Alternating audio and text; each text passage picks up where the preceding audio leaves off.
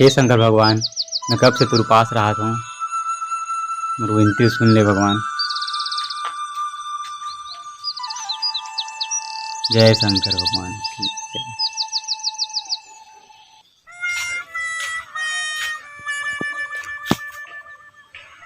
का बात है लाजो, भारी पूजा पाठ करत है? औ का उपास है बने सावन सोमवार के? वैसे सावन सोमवार के उपास का बार रखे तुम है? ताकि शंकर भगवान हमारा खुश होके बढ़िया वाला घर वाला देखे जी। अच्छा हाँ हाँ, फिर हमारे मन के बिहाव हो गए तब अब काबर उपास रख सकते हैं?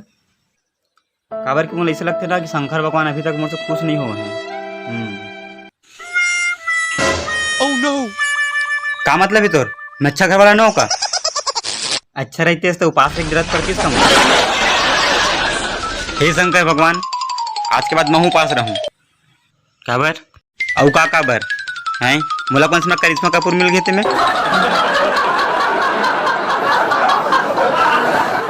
अब से सोम मंगल बुध गुरु शुक्र शनि रवि एक बाद जो भी दिन बची मैं तो उपास रहूं भगवान।